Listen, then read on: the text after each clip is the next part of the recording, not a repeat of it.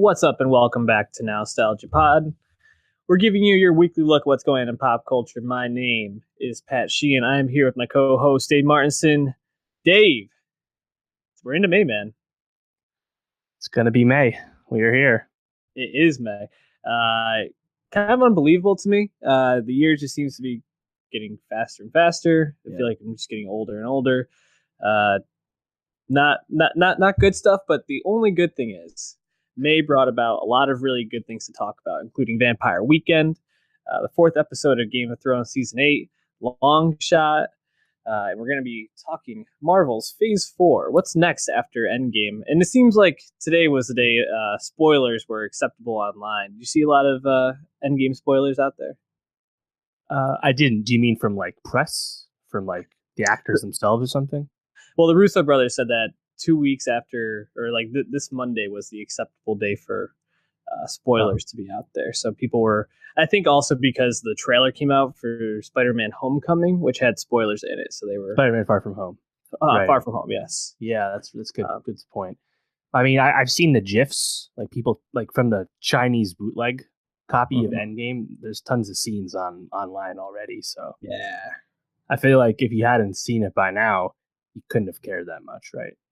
Well, especially because it's on pace to beat Avatar and be the highest grossing movie of all time at this point.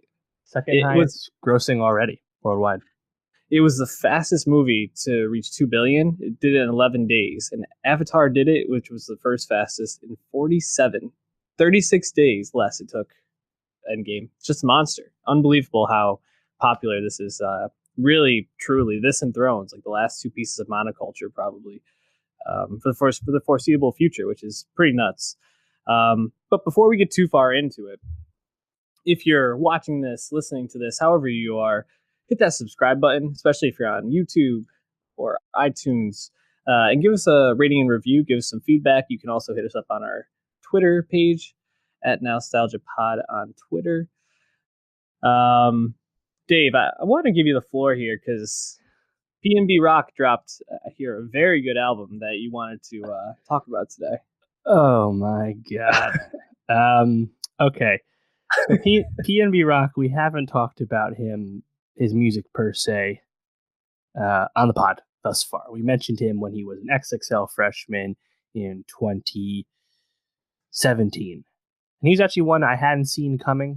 He hadn't really been on my radar at that time. But once I looked back on it, once I picked him, I was like, yeah, this kind of made sense. He's just had been bubbling for some time. He had some fast rising hits. So it made sense. And since then, he's actually been kind of surprisingly like really embraced by a lot of like top tier rappers. Like he's in the Going Bad Drake Meek Mill video, alongside people like Mustard and T.I. and I think Diddy's in there, like, legends and established guys in the game. And it's PNB Rock, kind of new, just there. It's kind of, I've always thought that was kind of interesting. And, I liked his first album, Catch These Vibes. I actually thought there was a fair amount of album cuts that are pretty good. He's like a mix of R&B and rap, more towards the R&B side. Like, think just like singing Drake, like the singing side of Scorpion Drake. That's kind of his thing. And I really like Every Day We Lit. It's that song is a banger. Granted, that's just a feature from PNB, but he has all the quotables in it. And then this new album, Trapstar Turnt PopStar, #2. Got the full label support. He was arrested a few months ago. He's back now. And I was like, all right, here we go. He's a star. Everyone tells me he's a star. He's pretty popular. And this shit stinks, man. This shit really stinks. I was really, really disappointed. 50-something minutes long. And it's just generic, repetitive, singy R&B. Hip-hop infused R&B. It's just really dull. And for a guy who had been in jail before he was famous, just recently got arrested again, I thought that adversity would lend more to his creative process. It did not. So I can't endorse this, and I was disappointed because I wanted it to be good. Because again, I like the last album quite a bit, but yeah, I'd say it's a total snoozer, unfortunately. Hence why you didn't need to listen to it. So is it just that it's generic, or is it that he doesn't really seem to have anything to say, or is it just kind of all the above, just really nothing to it? I don't mind if you're just generic sometimes. Everyone's generic at times, especially in the hip hop space. But that when you mix being having nothing to really say with kind of moody, unforgettable beats and being relatively low energy most of the time with your delivery because it's this more subdued singing, I just don't really know what's like what there is to latch on to. I'm sure the fans of the project would be like, it's a vibe, which again is a very nebulous thing to say when you don't really know what you like about it. So yeah, I was let down. So I wouldn't recommend it. Well, not a good look for our guy PNB Rock. We're going to talk about local natives though. So there's been quite a few rock drops recently that we haven't talked about. You know, Cage the Elephant dropped an album. Weighs Blood. Yeah, Way is Blood. I wanted to talk about this Local Natives one because Local Natives was a band that I've really enjoyed on the download. I don't think we've ever talked about them on the pod, really. Very indie band, rest very much on their harmonies. I wouldn't say that anything stands out in particular about their sound. It's like I said, it's very indie, but their harmony is really what drives them because they almost exclusively on their first two albums rested on every chorus being around a harmony. Hummingbird, Gorilla Manor, their first two drops, really well received. And then Sonic Youth dropped in 2016. That would have been right when the pod was starting. Actually, I'm not sure if we were even recording at the time.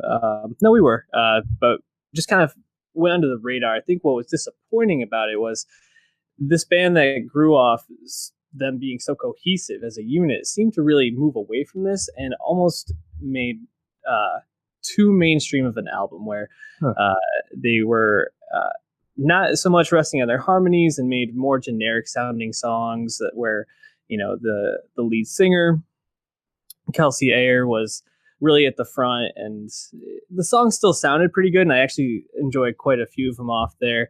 You know, things like Dark Days or Coins, I think, were probably the highlights. But Violet Street dropped, and it seems like a real return to form for the band because not only does it, I think, have a more distinctive sound than they've had music-wise since probably Hummingbird before Sonic Youth, but it's a lot more harmonies but they also infuse that mainstream sound where Ayer's coming above the harmonies and not falling into the music, but actually rising above it in a really great way. I don't think that this is by far their best album. That probably is their first one, Gorilla Manor, which, I mean, shocking. A rock band's first album is the one that's most heralded and widely loved. But I still think this is a really good album.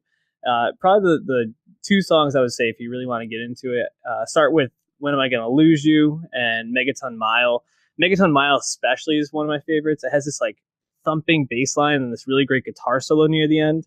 And I think if you want to kind of know when Local Natives at their best, I would listen to this only because they have their style where they have those harmonies in the background, but Kelsey Ayer really is rising above in this one, and I think he really stands out as a really great piece in that song.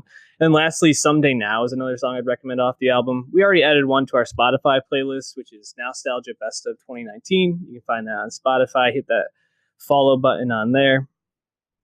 But have you ever listened to local natives, Dave? I think I have. I mean, I feel like I've just seen their name on like mid-level festival billing for years now. Yeah. I was just going to ask you, I mean, do you think they've just kind of peaked at as far as popularity as scale, given the kind of rock music they do make? Definitely. I just think that they aren't. I don't know if this is really the right way to put it, what I'm trying to say, but they aren't as interesting as bands like Tame Impala or other bands who do similar things to them, only because they are very like soft indie rock and very indie rock. But that's a niche now. You know, if you want to become a rock band with more acclaim, you have to be able to infuse a more mainstream sound with whatever your unique twist is on it. You know, think about 21 Pilots, who went almost too much like, they went almost too far into that. Like, I'm just trying to make pop hits. And then on their most recent release, Trench, I think we both enjoyed it because it pulled more into their style while also keeping that mainstream sound. And I think Local Natives hasn't really found that good middle yet, so to speak. Right. So I would definitely recommend Violet Street, Local Natives' fourth album. And now let's talk about another fourth album that just came out this past weekend. Vampire Weekend's Father of the Bride. Been anticipating this album for a while, Dave. I think it was on our most anticipated albums of 2019 earlier in the year. Singles have been dropping. We've been adding some to our playlist. Again, check that out. I know that you're not a big Vampire Weekend fan, actually. I reported you to Twitter for calling them dorks this past weekend. I think that's part of their charm. That's part of their appeal, is that they're a bunch of dorks, a bunch of waspy Ivy League New York City residents, or formerly New York City residents. I thought that was like the whole point, especially back in like 2008 when it was Vampire Weekend Mania, you know? Yeah. Yeah, I mean, am I wrong with that? Like, is that not the ideal for VW?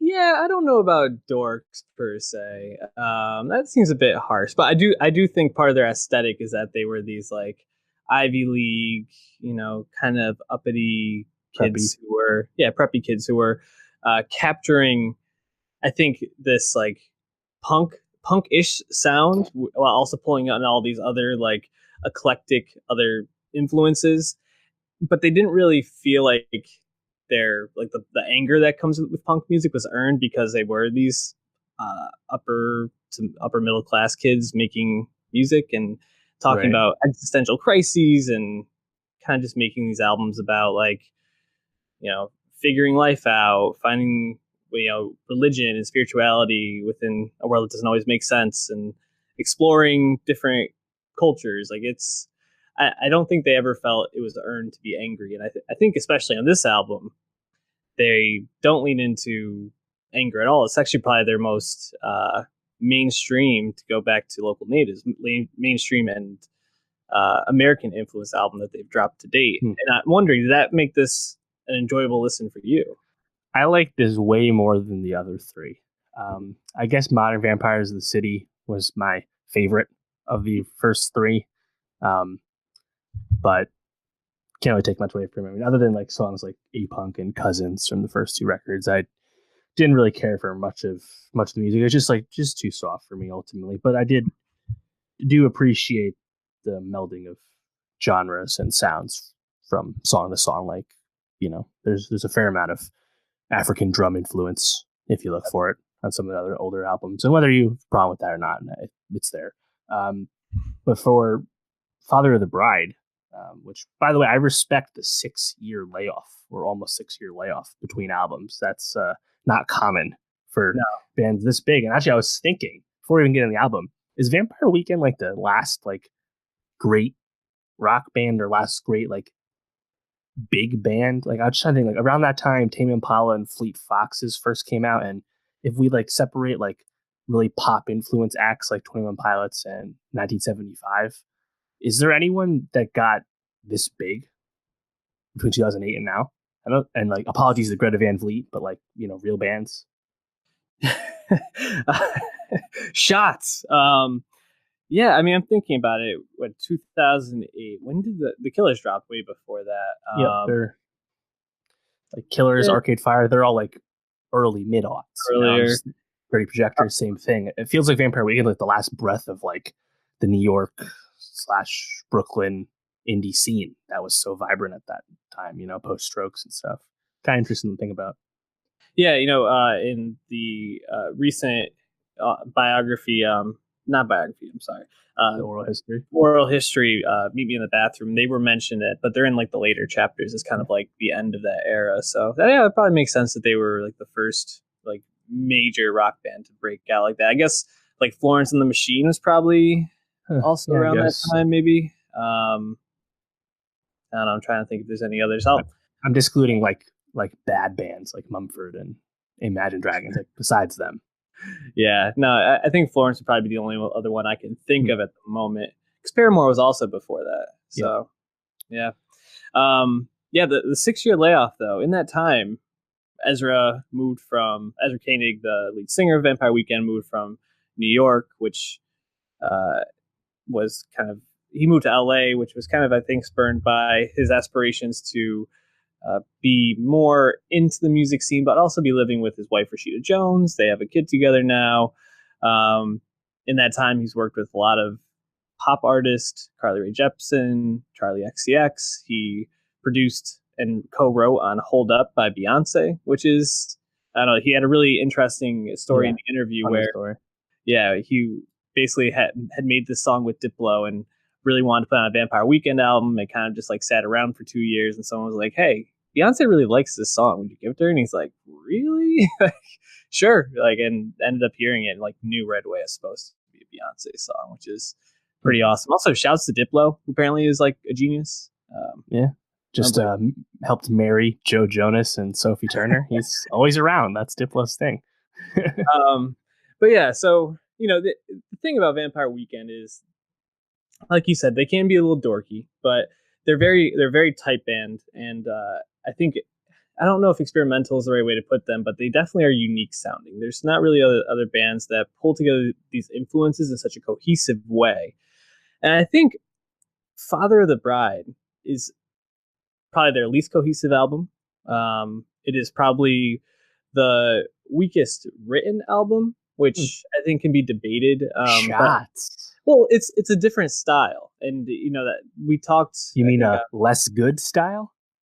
It's a different style, and I'll say that because Ezra talked about in interviews leading up that he was actually collaborating or getting some advice from Casey Musgraves on how to write more straightforward. Vampire Weekend is known for having these very like intricate and like layered lines, but almost like he's trying to pack too much into each sentence and each verse, and it was almost too heady. So he wanted to make it a little bit more straightforward. So I think that does take away a little bit from the album in terms of what he's trying to get at, but I think it also makes for some of the most pleasant songs that they've ever made. Yeah, that's interesting. Leading up to this, I listened to this first singles, and I was like, I'm not really having this. It's dull. But then honestly, like once I listened to the whole album, I get the Harmony Hall hype. I understand. It's good. It's a good song. I like the song. I also like Sunflower. Shout out Steve Lacy. Yeah. What's the other one? Unbearably White? Something like that? Unbearably White's really good. Yeah.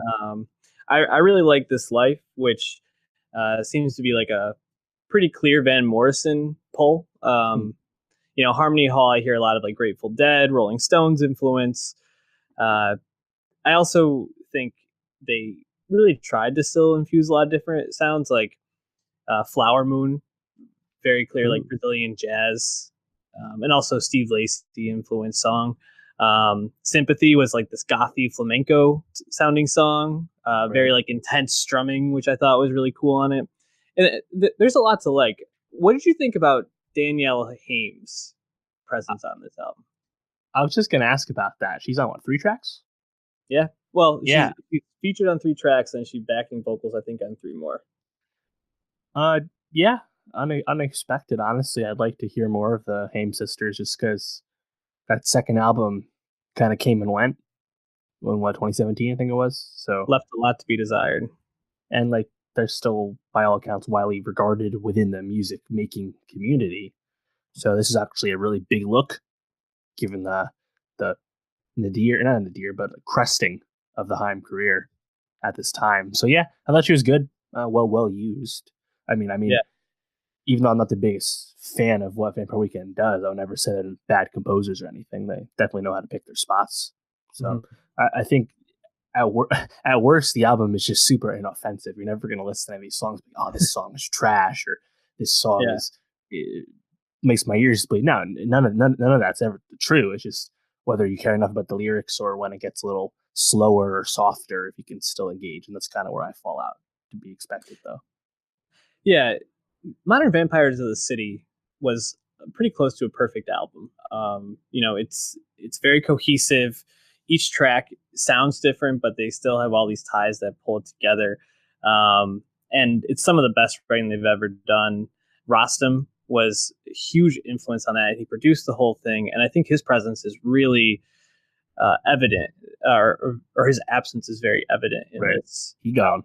Yeah, because he's not. I mean, he was on one song, which I think is "We Belong Together." He produced and helped write, but other than that, he's not really that on much of the album. And you don't really hear much of Chris Thompson or Chris Baio either. And this really feels like Ezra, like he's had 6 years to gestate and kind of think about what he wanted Vampire Weekend to be, and he wanted to make it a little bit more jammy, I think. And I think that doesn't really fit for Rostam. He's very precise in terms of how he produces, and I think this is very much like Ezra and Friends in a lot of ways, with Chris Thompson and Chris Baio instead of Vampire Weekend in total.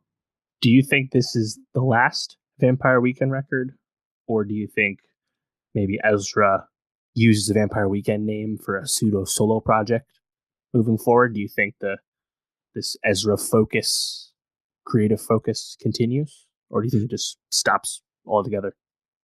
Well, I mean, it's obvious Ezra is he's the breakout. I mean, he's the well, that's been the case, obviously.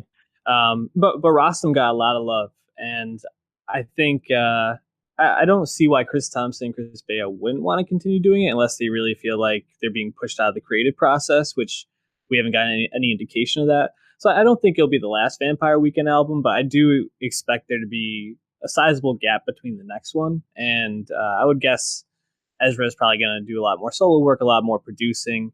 I expect to see him like featured on a lot of albums coming up. Like I would guess probably. I mean, Jenny Lewis is actually on 2021. It says The Boy on it, which I think is fucking hilarious because you never would have known it. But I'm guessing he'll probably be collaborating with her, probably Casey Musgraves, probably the Haim sisters. I expect to see him a lot of places as he seems to be now reinvigorated by this album. I'm actually seeing them in September, but they just had a show at Webster Hall where they did 3 sets, played this straight through, and apparently people that were there said that it was like one of the best shows they've ever been to.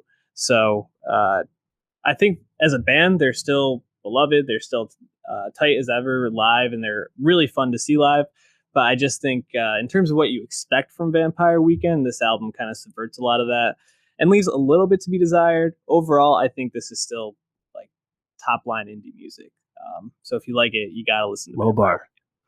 Bar. Shots. Don't appreciate that. I'm going to be reporting you to Jack again.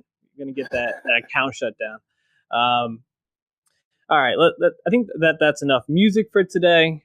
Why don't we talk Game of Thrones? Dave, what's your Starbucks order? Did not notice it at the time. Really funny joke. Everyone's having a go at it. I think it's really funny. Also, unexpected callback to the pilot of Game of Thrones, where there's an extra wearing jeans under he's like a tunic of some kind, for his chest, and then he's just wearing jeans. Jamie's in the shot. It's clearly you recognize the pilot, you recognize Jamie's attire at the time. Really funny. This also happens all the time. So people oh, Game of Thrones, HBO, they've been phoning in the whole time. Look, you can't see episode 3, episode 4. They leave a Starbucks cabin. They leave shit gets left in shots constantly for everyone. This is not some unique, rare problem. And to be honest, it's a show that they only took 9 months to make this season instead of 10.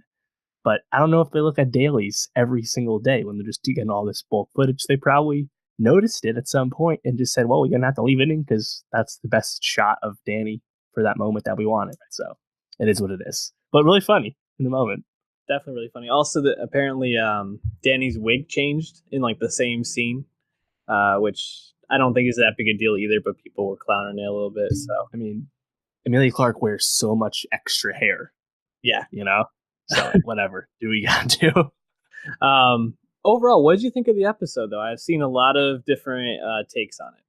Yeah, it's funny. I think structurally, it does kind of feel like two different episodes. Mm-hmm. I guess if we had more time, if season 7, season 8 were longer, we just had more time and everything. This could have been 2 separate episodes, I suppose. We just really have the beginning of the episode, the post battle morning / revelry, getting litty, having sex episode. Hell yeah. And lots of great shit there. Loved a lot of it, most of it. Awesome. And the second episode, where we're getting down to brass tacks once again, we're fucking last war in this bitch. We're ending it, right? Yep. And next thing you know, Rhaegal's dead. And that episode ends with Missandei dead. It's like, oh shit! All right, we here again. Yeah, I liked it again. I think it's a show that even if like the abrupt pacing that just inherently accompanies ending this kind of narrative of this scale, even with that, it's still fucking engaging as shit all the time. Yep. So again, I love the episode like usual. Yeah, I thought it was good. I do feel like I worry about some of the things that happened, and I'm not going to make a judgment on it until we see how it ends. Like, for example, I've seen a lot of people talking about Jamie and Brienne and how, you know, that they got together, and that was one of the most like crowd pleasing, you know, fan. Yeah, exactly. It's like fan servicey moments that the show's had this season. Great. I love them together. Love Brienne. Give her all the good things. And then Jamie kind of breaks bad at the end, right? And he's like, does he? Right. We don't know. And that's ambiguous. the thing. And that's the thing, is that I see people like being like, man, fuck this. They just did that for fan service, blah, blah. It's like, don't be so quick to judge, because that could have been kind of like the, you know, pushing Brienne away so that she doesn't get more hurt while he goes and tries to do whatever he has to do with Cersei. You know, I do think some of the like leaps in logic in this episode were a little frustrating. Like, for example, Dany's flying these dragons above, and she can't see from a distance that there's Euron and his whole fleet. You know, that maybe they shouldn't turn around. They don't have any ships going ahead scouting. The continued lack of this is classic Dany though. It is, but the continued lack of like strategy in terms of like battle strategy is very frustrating, I think. But overall, like these are nitpicks that I don't think take anything away from the show, but it's just like, they could have thought such a little better. I mean, having them get like fucked up by Euron makes sense. Euron's supposed to be the master of the seas and the best naval captain there is right now. So that all checks out for me. But yeah, no, it's funny because like, oh, we're Dragonstone landing area, really close to King's Landing. Oh shit, Euron's here. Oh fuck. Right. Nice Meraxes callback for the bookheads. Rhaegal getting fucked up with some crossbow bolts. It's funny. I've actually seen that go both ways for the bookheads. Some people are like, well, Meraxes only died because the Dornish hit her in the fucking eye, and it was like a 1 in a million shot. So how did Rhaegal take 2 bolts? Or how did Rhaegal even die at all? He should have bounced off the scale. So it's just kind of funny that there's like warring ability over the powers of the dragons. And again, these are not like super, super big dragons. Like I saw some tweets comparing it to like Aegon the Conqueror's dragon Balerion, the Black Dread, which is like this fucking massive dragon, way bigger than Drogon. It's this fucking unit, right? Meraxes is Aegon's sister's dragon who dies over Dorne before Dorne is conquered. And it's just funny people like trying to bring the book logic in when we often don't have that book logic established in the show. No. Like it was, a lot of people were bringing that up last week about the prophecies that were barely spoke of on said show, you know? Yep. So having that come up again with the dragon is kind of cool. Kind of funny at the end of the day. Another book callback was the Hound leaving Winterfell once again with Arya, but on this big black destrier, this big black steed, which is his horse Stranger from the books, which is actually one of the hints in the books that the Hound didn't actually die, because we don't actually know if he is truly alive in the books. But 2 little callbacks, Meraxes and the horse, but nice little nods. My biggest issue with the whole episode was Jon Snow. I mean, fuck that guy, dude. You got your dog, you got your direwolf, just there. You freaking went head on into the army of the dead because you, for some reason, were like, oh yeah, just let him go and fight them. He's with a steed. Cavalry. Ridiculous strategy. And then you just don't even say goodbye to him. You can't even go and give him a pet goodbye. What a dick. That ain't no problem. It's fine. It's a huge problem. I'm not okay with that. He did not have a tender, warm relationship with Ghost than what he does in the book. The book, he literally has war dreams with Ghost, just like Arya does. That's a whole thing we never got on the show at all. Like, I'm sure that blows a lot of TV watchers' heads that like Arya and Jon also warg into wolves, just like Bran did. But yeah, I mean, remember Ghost has just kind of been over there, but you didn't really see him because the camera was looking over there instead. He's always been around, but Jon, Jon didn't have that bond the way Grey Wind and Robb Stark did. Because that's what the show took it, because money. But yeah, ridiculous. I was like, wow, they're not doing, just let him go. Okay. But while you protect Ghost Heads, at least he's alive. Yes. So take what you can get, okay? And now he's with Tormund, who will definitely treat him right. Also, Tormund should have gotten the girl in terms of Brienne. That if there's anything that's just like totally fan service, it was extenuating the Tormund bit about Brienne and having him like drunkishly be upset about it. Yeah. In this past episode, that's just fan service, because that doesn't really serve any narrative purpose. Like the Jaime and Brienne stuff, whether you were for it or against it, personally, it was built up and had a lot of riding on it. And I didn't see it that often. I saw some people be like, Brienne wouldn't cry over a man and be upset. And I counter with, did you watch season 2 when Renly Baratheon dies and Cat Stark watches her bawl her eyes out because Renly was the first guy that treated her well, and now in the second guy to treat her well spurns her in Jaime, she's upset again? That's out of character. Are we or is this really where we're going? So I think that's a bad take for sure. Yeah. Overall, I think that there's a lot of good setup. I'm really excited. I actually thought Peter Dinklage had a really good episode. I liked when Bronn showed up. Oh yeah. But that speech he gives to Cersei, I thought was like probably Dinklage's last like great soliloquy of the series, which I think was very earned, and he's been just fantastic throughout the series. So good for him. Having him spar with Qyburn was cool. Yes, I don't think they've really had a convo like that on the show at all. I think they've just been next to each other last season at the Dragon Pit, if I remember right. But that was cool, just for two kind of gifted speakers like that. The Bronn scene, I mean, we like Bronn, but even before that, like the whole drinking game scene, the whole revelry of it, just seeing Jaime and Tyrion just like be boys and hang out with Brienne and Pod, fucking great. And then having Pod leave with 2 women because he's the fucking sex god. Love it. Awesome.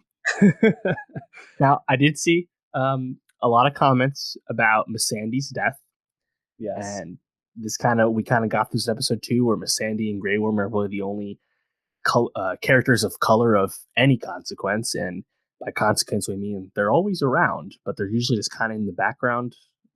The only real development they ever had was the bond between themselves and the fact that they both served Dany. Now, I think it was definitely subverting expectations to have Grey Worm survive the battle and have Missandei get killed. Did not have that in my pool, I'll tell you that. But having Missandei get killed on the heels of the Dothraki basically almost being annihilated, the other culture we've spent so much time with, maybe wasn't handled the best. Did you have an issue with the way Sansa spoke to the Hound, which I thought was a great scene, but the way she acknowledged her past trauma as helping her kick the little birdness out of her and become a stronger, independent woman, smarter person, all that. Did you have an issue with that? Because I mean, some people are seeing it as Sansa is happy Ramsay raped her because it made her better in the end. I didn't think that was the implication at all. But if you thought maybe the message or the dialogue was a little fumbled, I would understand. Yeah, I didn't have an issue with at the time. I can see why people might feel that way. I think more of the point of it was she sees the things that have happened to her as, just kind of what the line was supposed to be, that like, I grew from this. Like, this is something that helped me like mature. Bran, like I got pushed out the window, so here I am now. Right. Like, acceptance, I guess. But people can take it either way, I think. And maybe they should have been a little bit more careful about how they were say it, or give her a couple more lines of dialogue. I do want to say one thing I'm a little frustrated with. is how this show seems to cut away at the moments that I want to see the most. It's a new phenomenon too. Yes, and I think I understand that they want to leave some surprises and kind of leave the viewers guessing, fuel some of the what did they really talk about? What were the reactions? But I feel like we need to see what happened by the Elder Tree when John and Bran shared John's parentage with his sisters, because we've been leading up to that for a while, and to not get that felt so frustrating. I don't know. I just wanted to say that. I guess it's my biggest critique, probably. Yeah, I hear you. It's funny. I mean, there's 2 episodes left. Next week is Mikhail Sapochnik. Once again, I think big battle. Next week, Cersei. The last war's ending right now. Clegane Bowl will start. Who knows how it goes, but that'll happen too. I think Bronn, whatever happens with Bronn, probably comes back into play. I assume if it is to happen once again. Yeah, looks like we're there. You know, I mean, do you think we see Sam and Gilly again? It looks like they're just going off to Horn Hill. You know, Sam's out of the mix the way Tormund is. I really didn't expect Tormund to take the wildlings back north. I mean, there's all these unoccupied northern castles now, thanks to the White Night King and the fighting. Like the Bolton Castle is, we think empty, right? I do think we see Sam and Gilly again, only because it seems like John is going to be coming back up north at some point. There was just too many like little clues dropped in this. You know, Tormund saying you have the true north in you and things like that. That I think he will be returning, and I think when he does, we'll probably see those characters again. Which also might give him a chance to redeem himself with Ghost. So hopefully he does get your hopes up.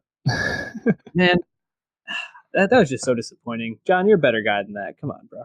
So I mean, the final conflict that's been set up is the Dany versus Jon heir thing. Mad Queen, we've acknowledged that, we talked about it, predicted, yada yada. So it's here. Then Varys and Tyrion have a great moment where they really talk about that. Varys reestablishes himself for the agency he's always had about protecting the realm, and he's a great book character. You get even more of that in the books. But I mean, we both have predicted Jon would die, partially due to his desire to leave the Earth for good, and also his reluctance to rule. It just kind of all made sense.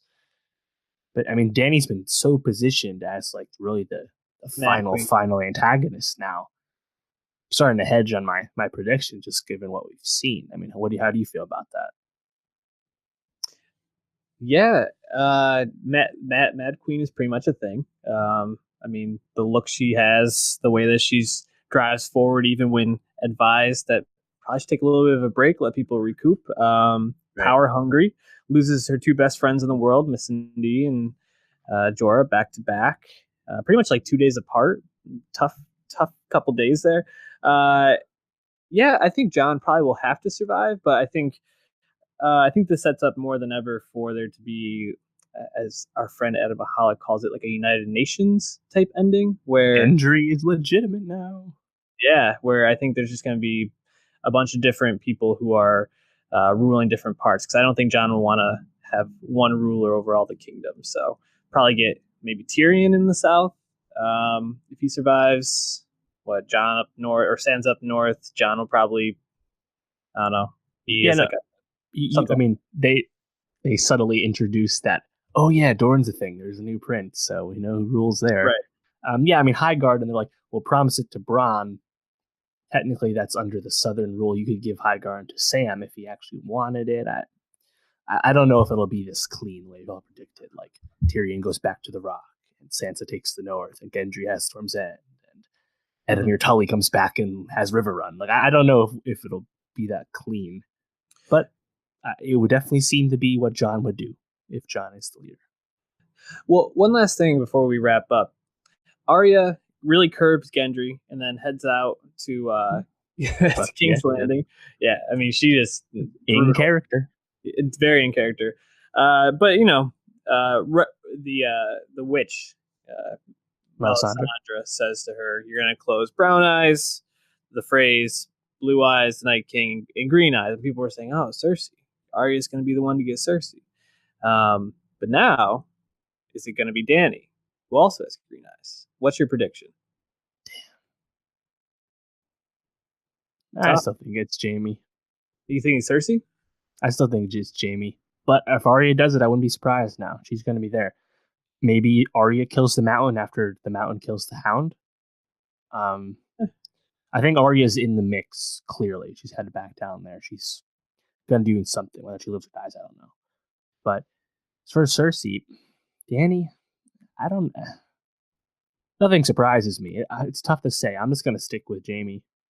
Mm-hmm. I think you're right. Like, we had the detente of Tyrion's character. Yep. Don't think he would serve Valonqar if they do go for that.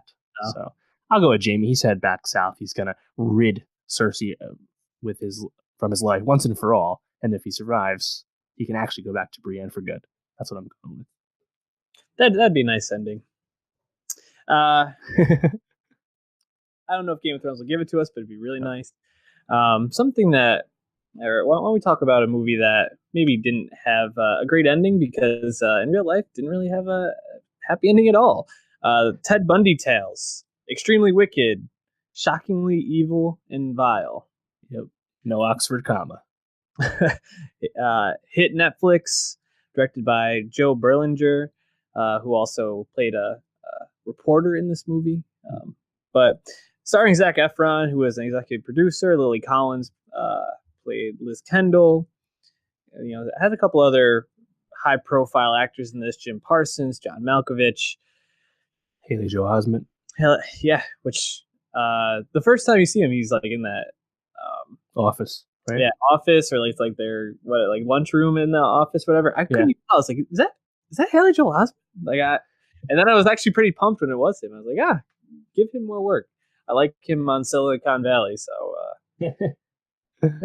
Anyways, what'd you think of this movie? It's been kind of teased for a while. Some of the trailers got some backlash.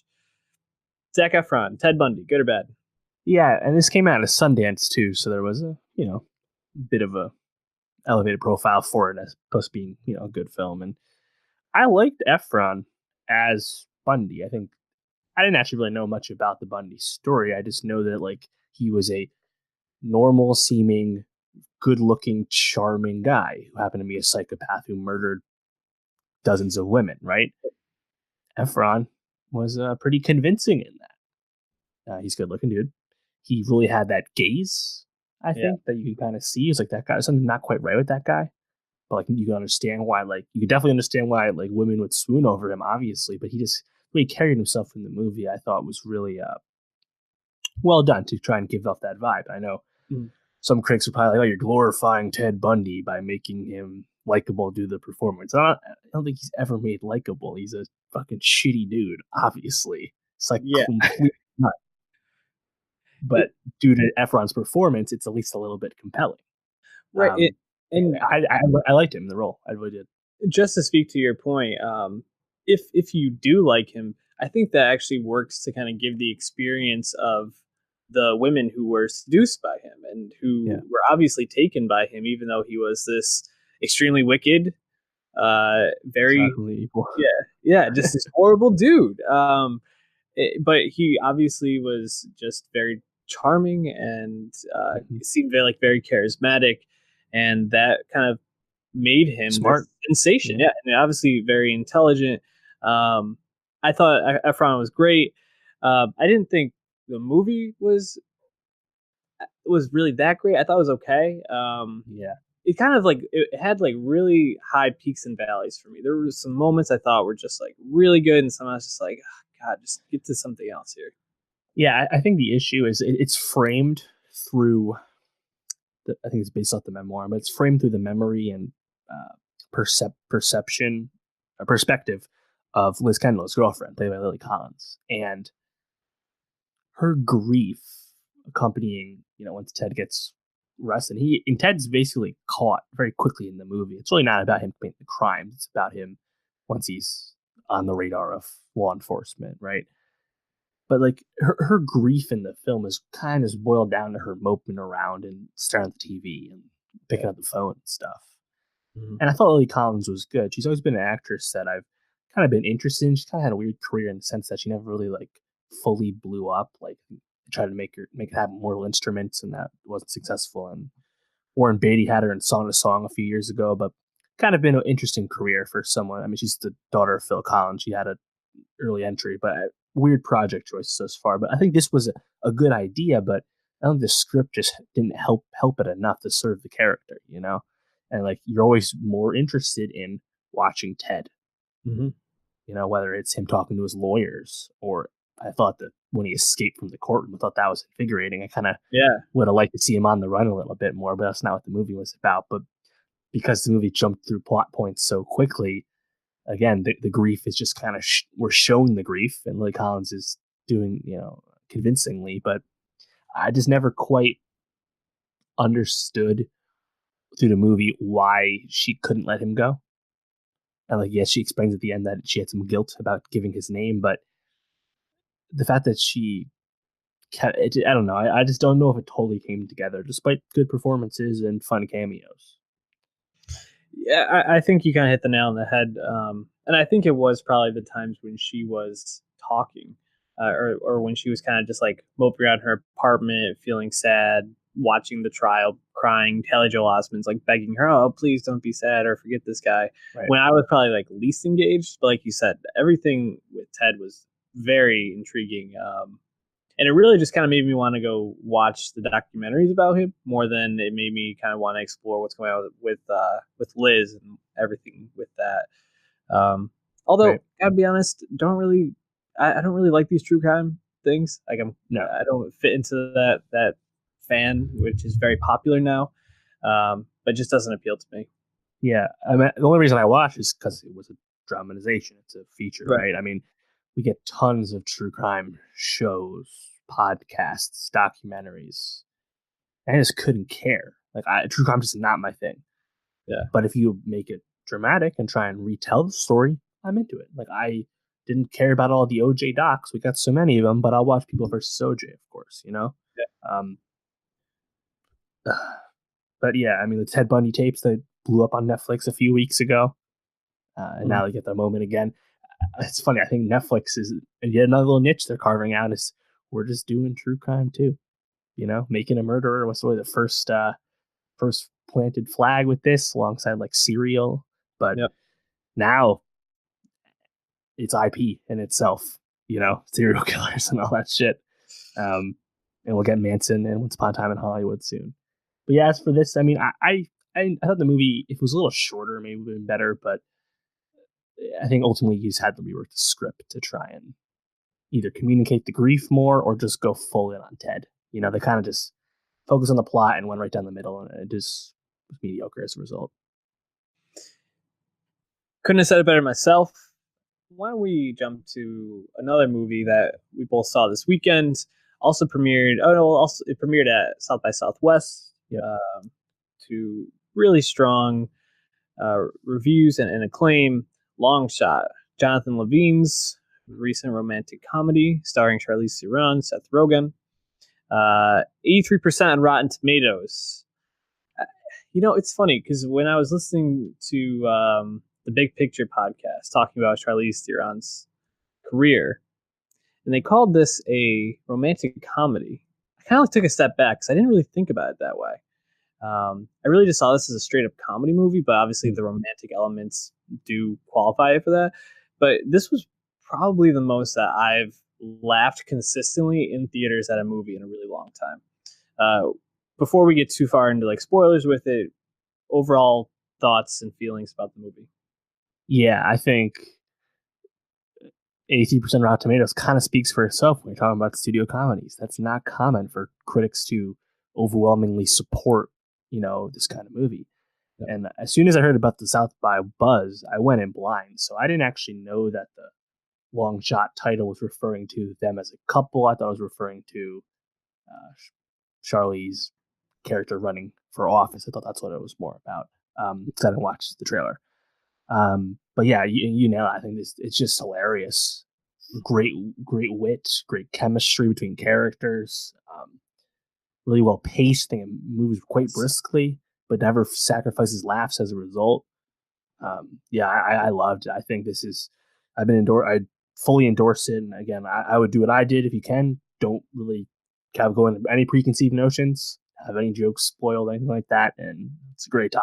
Big fan. Yeah, if you're watching our review on the movie and you somehow avoided everything and you're not going to listen to the rest of this, go see it right now and then come back. Add to your watch later and come back.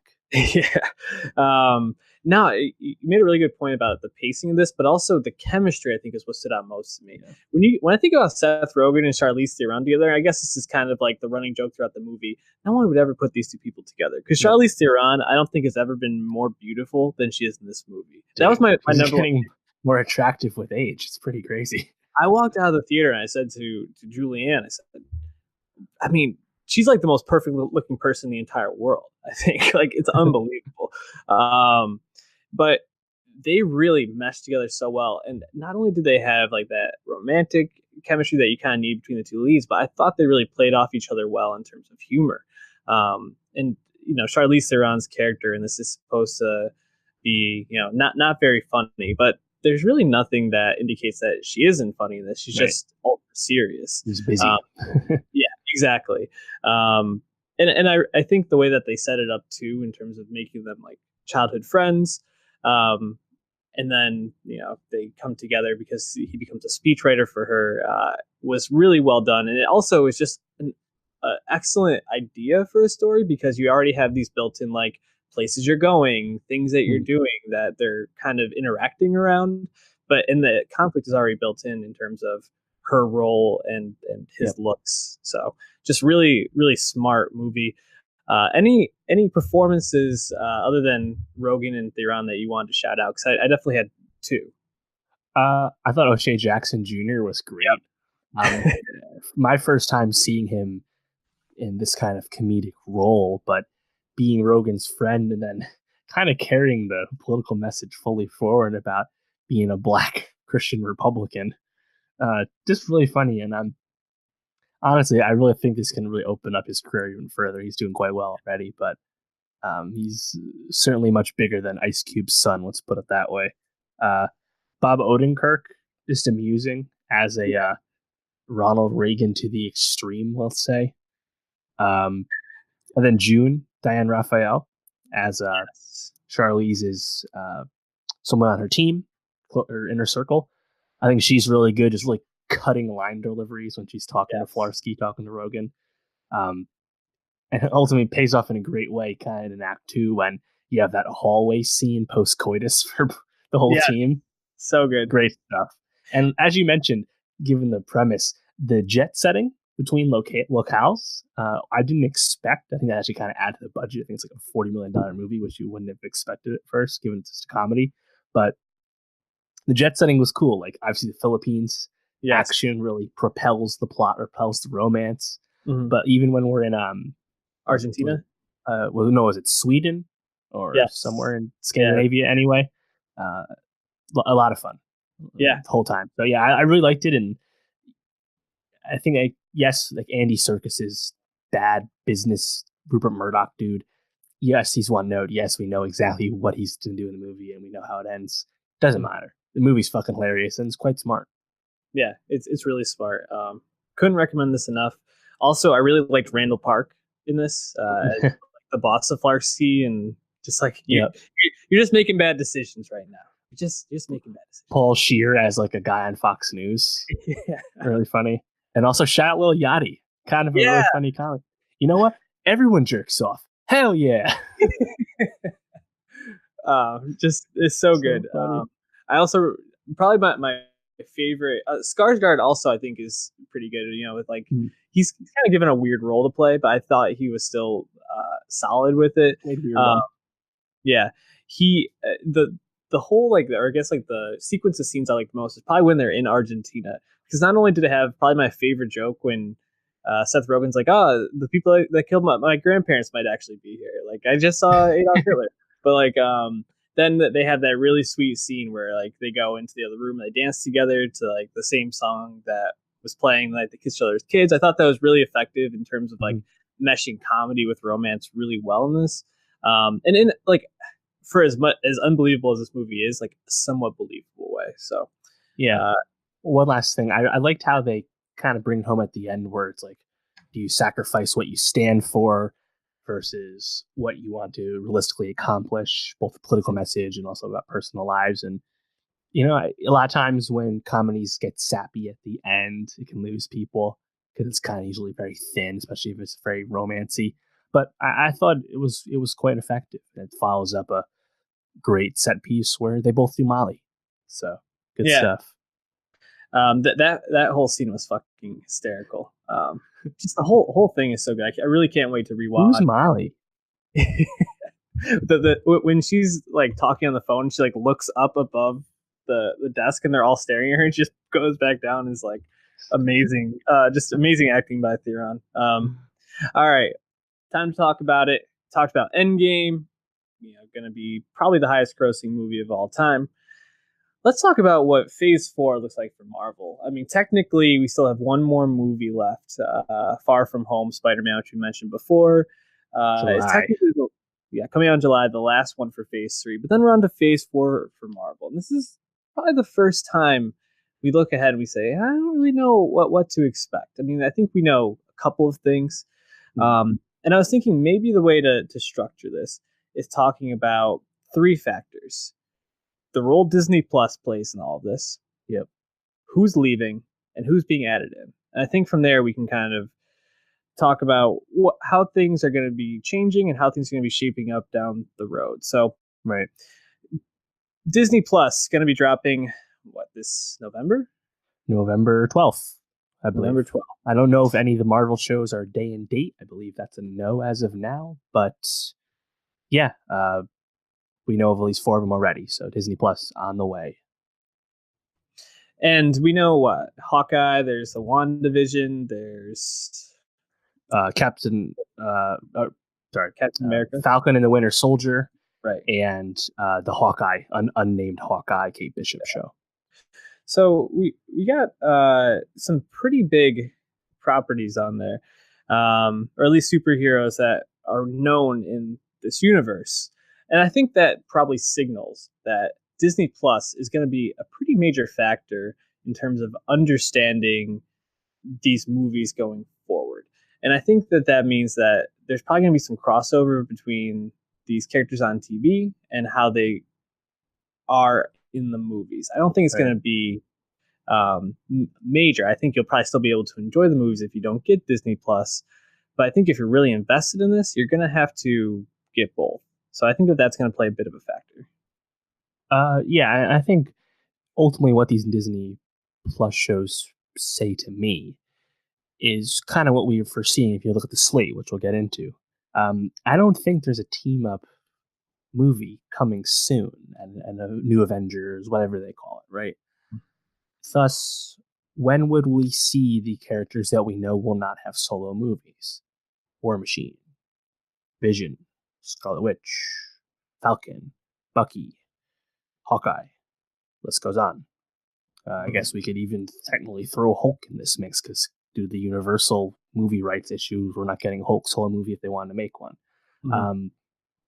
Therefore, you have these shows that can keep those people on the roster, let's say. And from what we know, all those actors signed separate deals for the Disney Plus shows, separate from their movie contracts. Obviously, Sebastian Stan is famous for signing away his soul to Disney and Marvel, so we assume he has more movie options, but it doesn't sound like they're on the way. So I really just look at the Disney Plus show just for keeping these characters in the mix. And it's kind of surprising that some of the characters one of the characters they choose, someone like Hawkeye. But now that we know it's Kate Bishop, clearly Renner's going to be passing the torch, and maybe he'll be setting up, obviously, Kate Bishop to take the mantle and maybe appear in a movie down the line. So it's interesting, but ultimately, I don't know how consequential those shows will be, despite what they're telling us. Just because I'm applying it to the movie slate. The movie slate just doesn't seem like it's going to interact with those characters in those shows anytime soon. So what do we have on the confirmed movie slate? Right. So here's the thing. We haven't had any of these movies officially announced, despite there's been reporting from Deadline and Hollywood Trades about casting and production dates and director choices and all that. But we don't actually know anyone in the official Phase 4, and maybe they don't even call it Phase 4. Who knows? I think if they were to announce a full slate the way they did 3, it would probably come at the end of August at D23, Disney's biannual expo that they do, their own little convention. The Phase 3 announcement was just a press event, but now that it's bigger, Marvel obviously has never been bigger, hotter, more successful. Maybe they truly do that Disney event. Who knows? But what we know is that we know the dates Marvel has picked out and claimed on the calendar, which is really just a signal of like all the other major studios, just get the fuck away. We're going here. If you want to lose mad money on your movie by releasing next to us, that's on you. We're going to be here. Yep. They're not also tied to this because, as we know, they moved Infinity War up a week into April, but it was previously being in May. So again, things can change. And Spider-Man: Homecoming was added to the slate in 3 and pushed things around. So again, all subject to change. But we know that there's only 2 movies in 2020 due to the James Gunn mishap that slowed Guardians 3. So there's May 1st, 2020 and November 6th, 2020. And we're almost certain that the May movie will be Black Widow and the November movie will be The Eternals, because we know that Black Widow is literally shooting next month and Scarlett Johansson is, of course, returning despite dying in Endgame. And Florence Pugh and David Harbour were cast. And Kate Charland is directing. So we know all this already, despite Disney and Marvel not actually telling us. The Eternals movie is a little more interesting because Angelina Jolie, Kumail Nanjiani apparently have been cast. Chloe Zhao, who is famous for directing The Rider last year, which is a really lauded indie film. Kind of another choice, a textbook MCU of old. We get young up-and-coming director who's still not that experienced, and we give him this big blockbuster property so we can help mold it. That's definitely the Marvel MO. But those are our first 2. I think Black Widow's going to shoot at Pinewood, and Eternals might do that as well over in the UK. But those are the only movies we'll be getting in 2020. And kind of interesting that you would start with a Black Widow. We assume it's a prequel. I guess it could be a multiverse thing. I'm pretty sure it's just a prequel. It's not going to be that confusing or that complicated. And then Eternals, which is a new cosmic property, kind of adjacent to Guardians. But interesting choice for these being our next 2, you know? I wonder, you get someone like Pugh for Black Widow. Do you think that they might be setting her up to potentially get some of her own shine maybe down the road, potentially be involved in these movies in some way? Maybe like a protege to Black Widow? Interesting thought. The problem is, if this is a prequel, you're dating everyone. Especially someone who's a young actress like Pugh. Obviously, I'd love to see her continue because we both really like her. She's very talented. We don't know who they're playing. You can guess who the Eternals characters are, but interesting. Having Endgame condense Thor and the Guardians, I thought was kind of smart to condense the cosmic entities. And then we just got Captain Marvel added to the fold. Now we're going to introduce the Eternals, which might start on Earth. I guess they are humans, from what I know about the characters, but interesting, very interesting. Well, and I think the thing that seems certain in all of this is they're going to space. Yeah. I think Earth is a little bit played out, and Captain Marvel, I think ad nauseum mentioned, hey, there's other places that need help other than here. And I think one thing that will be probably certain is the stories that will be on Earth for the most part will probably start with X-Men, which I'm assuming will probably come near the end of this phase, as it's just been acquired by Fox. They have to do a whole reboot. Right.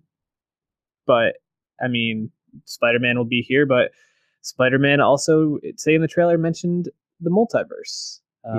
Mysterio. So don't know how that's going to play into things. Yeah, the thing about the multiverse is interesting just because Mysterio as a character is kind of a scam artist of sorts.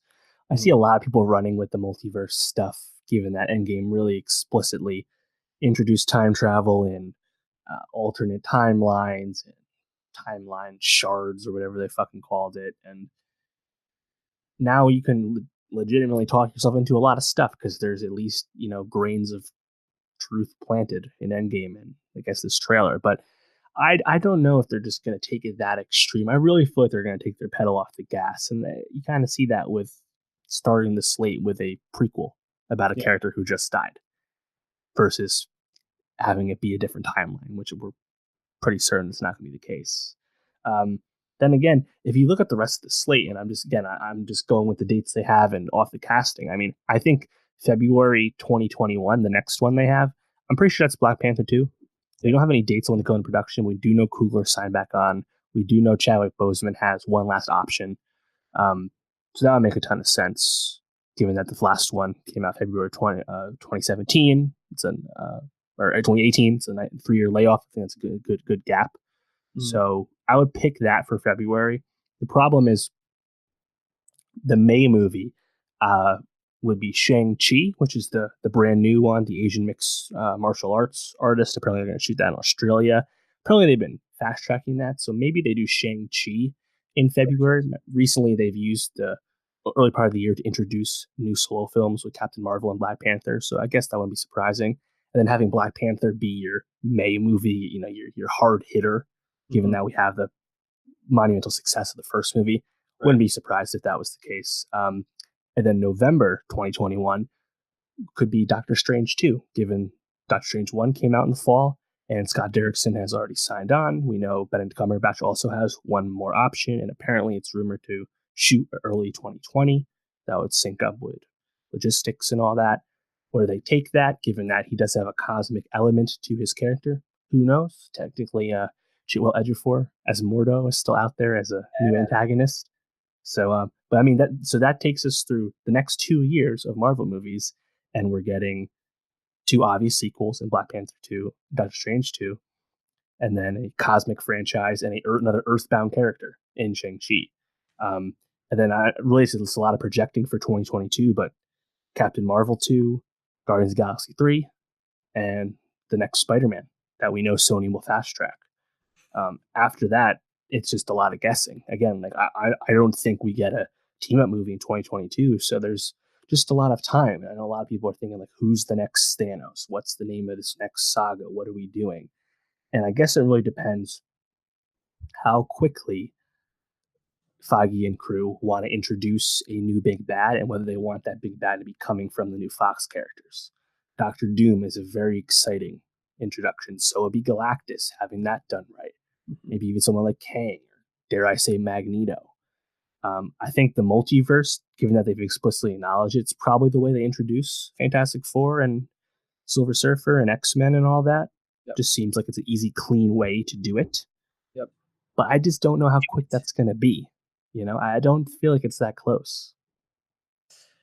Yeah, I feel like X-Men is like the major question mark in all this, because it does have to be a reboot, just because of all the issues that have especially been happening with like Dark Phoenix, and none of those actors are going to want to continue to do it and like start over. So yeah, they've already said that Dark Phoenix is the last of the Fox one, so we know they would reboot, but you got to figure they're gonna want a buffer, right?